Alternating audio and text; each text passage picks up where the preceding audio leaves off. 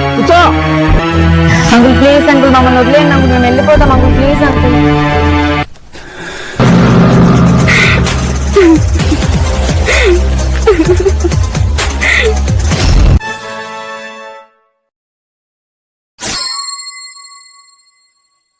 గౌరవించే సంస్కృతికి పెట్టిన పేరైన భరతగడ్డపై నేడు మహిళలకు భద్రత కరువైంది.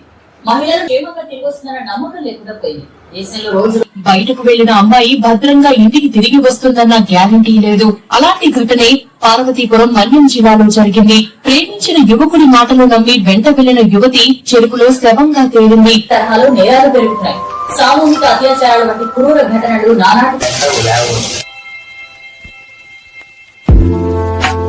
దివ్య టిఫిన్ రెడీ అయింది రామ్మా. దివ్య రా, ఎంతసేపు